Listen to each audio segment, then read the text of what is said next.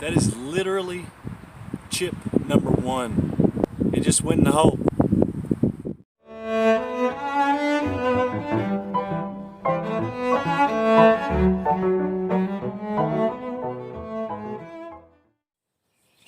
Alright, so staying true to my name, Golf Test Dummy, I am going to make myself a test dummy for the next 3 months.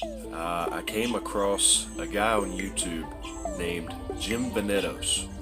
Now, how I've never found Jim before in all of my YouTube wanderings, and I thought I'd seen just about everything. How I haven't found his videos before, I have no idea. He was talking about an alternative way to approach the golf setup and swing. For me, it made a lot of sense. I'm going to break down over the course of the next 3 months what I'm experiencing and my thoughts and my reactions and my progress to the different phases of training that I'm going through. He steps you up through it. I went out yesterday for my first practice session and I tried to put into practice some of the setup and swing changes that he teaches. He's been teaching for a long time. His YouTube channel's been out for I think a couple of years. He's got a lot of content on his site and on YouTube itself. And there's membership fee that you pay to get access to become one of his students. And I am now one of his students.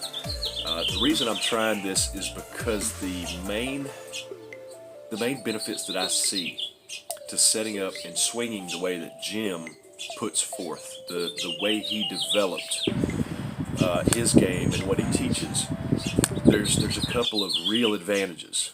The first to me is controlling the low point of where your club contacts the turf, where the low point of your swing is with any given club.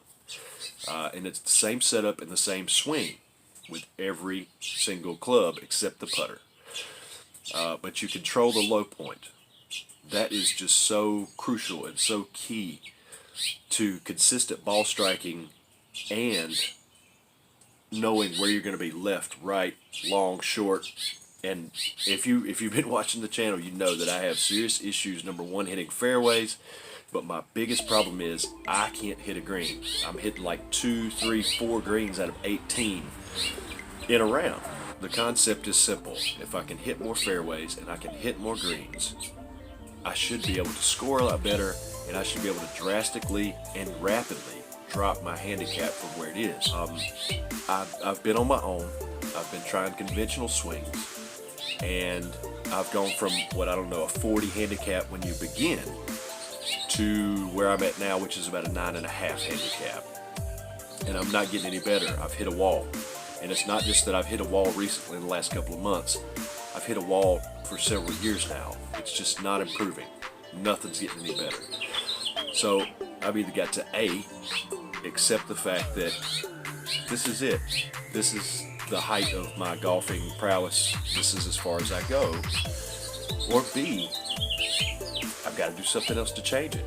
And to be honest, if you're playing once a week or you're practicing once a week and that's it, with conventional golf, the familiarity that you need, the amount of practice that you need, the amount of play that you need in order to get from a 9.5 to where I want to be, which is scratch, you've got to be just some kind of super athlete, or you've got to just have that special something, and I just don't have that, and most of us don't have that.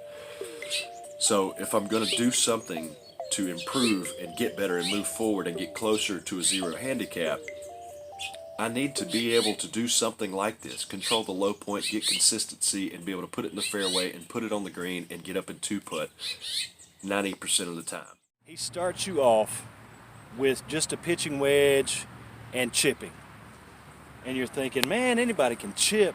His thought behind it is to start you off with the smallest swing, with one of the easiest clubs and one of the easiest shots. And then from there, you advance and you build. Just as if you were doing anything else. That's not just applicable to golf. I mean, that's anything. You always crawl before you walk. You walk before you run.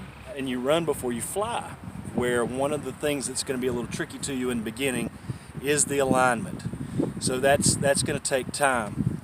This is just day one, this is just week one, and I've committed myself to only chipping with a pitching wedge for the entire week.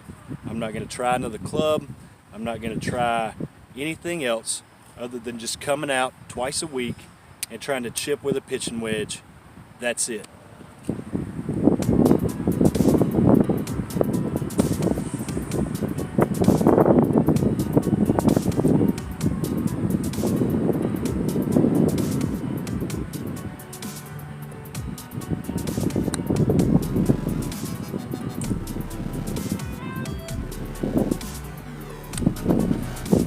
First one from down the line. I just finished 5 shots. This is shot number 6. It grazed the hole. It's by being still and by setting up on your left side and not having the rotation and the weight shift.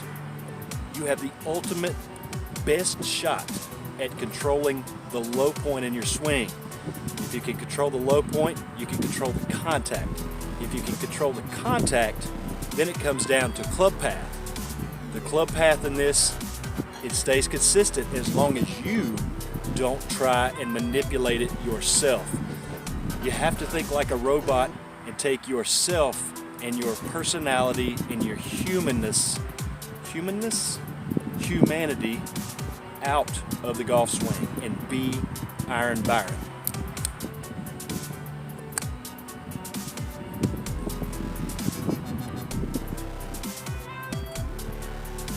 It's inside 18 inches.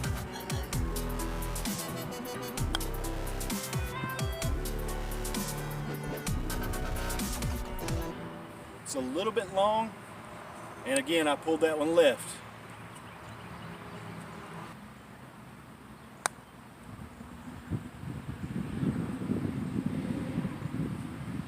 I caught that one a little bit thin. Great result still. Give myself, let's set this ball down just a little bit, just a little, to see if the contact will still be that downward blow and that crisp contact.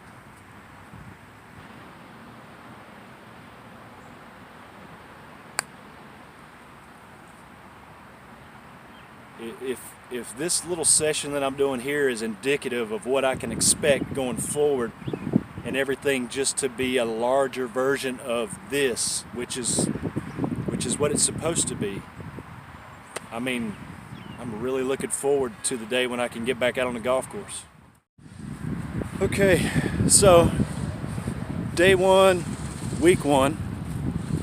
I took some videos to send to Jim. That's one of the things he requests, is for you to send current video of your swing so that he can have it for a file and he can analyze it.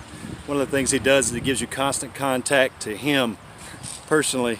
And I don't know if there's even a time limit on it. I mean, it might be 24 hours a day, 7 days a week. He may not sleep, I don't know. But so I filmed some of my regular swing to send in to him.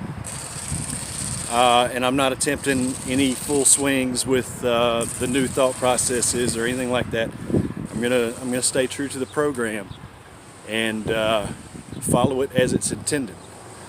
So I'll be sending those in to him, and I did some normal chipping so that he could see how I chip now, and I'll send those to him as well.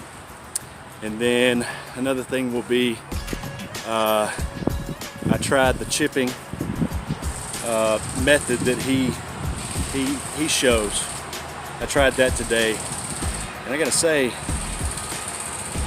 you know, it's just a chip shot, but the results, it's pretty impressive. It's looking promising, week one.